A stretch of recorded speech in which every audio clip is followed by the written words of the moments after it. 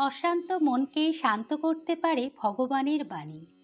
ভগবানের বাণী চ্যানেলটিতে আপনাদের সকলকে স্বাগত জানাই। এমন কোন গুণ যার দ্বারা তুমি দুর্বল, অধম, দোষী মানুষকে ভালো মানুষ করে তুলতে পারো? বিপদগামীকে সুপথে আনতে হলে কি করতে হবে? মায়েদের কি ভূমিকা? এই সব প্রশ্নের উত্তর জানতে হলে ভিডিওটি পুরোটি দেখুন। একটু গল্প ও একটু সারদা মায়ের বাণীর মাধ্যমে আমরা জেনে নেব।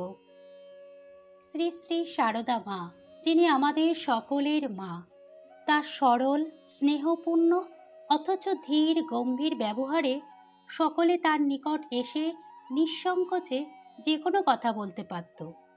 মায়ের কাছে এসে সকলে নিজের মায়ের মতো অনুভব করত।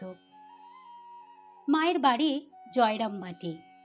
সেই গ্রামের কাছে একটা গ্রাম শিরোমণিপুর। সেখানে বহু মুসলমান বাস করত। পূর্বে তারা তুঁতের চাষ করত, কিন্তু তুঁতের ব্যবসা নষ্ট হয়ে যাওয়ায় তারা আজকাল ডাকাতি করে জীবিকা নির্বাহ করে। মায়ের জয়রামবাটিতে নতুন গৃহ নির্মাণের সময় বহু তুঁতে মজুর নিযুক্ত করানো হয়েছিল। গ্রামবাসীরা তুঁতেদের আগমনে বেশ ভয় পেয়েছিল, কারণ তারা ডাকাত। কিন্তু মায়ের কৃপায় ডাকাতগুলো একসময় ঠাকুরের ভক্তে পরিণত হয়েছিল। মা তাদেরকে ডেকে কাছে বসাতেন, যত্ন সহকারে খাওয়াতেন। ওই মুসলমান তুঁতেদের উচ্ছিষ্ট তিনি নিজে হাতে পরিষ্কার করতেন। মা ছিলেন জগতের মা। দুর্বল, দোষী, অধম মানুষকে তিনি আপন সন্তানের ন্যায় স্নেহ দিয়ে ভালোবেসে কাছে বসাতেন, তাকে সৎ পরামর্শ দিতেন। মা বলতেন, দোষ তো মানুষের লেগেই আছে, কি করে যে তাকে ভালো করতে হবে তা জানে কজনে। মায়ের এই অপার স্নেহ, ভালোবাসা ও সৎ পরামর্শ একজন অধম মানুষকেও ভালো মানুষে পরিণত করতে পারে।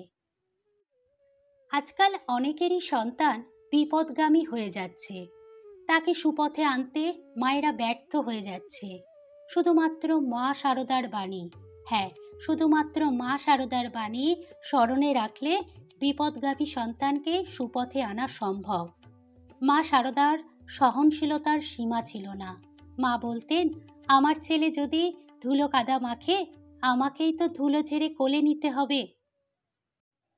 তার এই মাতৃসুলভ স্নেহ ও ক্ষমাগুণ দ্বারাই তিনি বিপদগামীকে সুপথে আনতেন। কেউ কেউ আছে কত গর্হিত কাজ করেও মায়ের কাছে এসে ভালো মানুষ ও ভক্তে পরিণত হয়েছে। তিনি বিপদগামীকে সুপথে আনতেন। তাই মায়েরা স্নেহ ও ক্ষমা এই দুটি মহৌষধ প্রয়োগ করে দেখুন, সন্তান আপনার সুপথে আসবেই আসবে। আমার চ্যানেলটি যদি আপনাদের ভালো লাগে তাহলে লাইক, কমেন্ট ও সাবস্ক্রাইব করবেন প্লিজ। Thank you.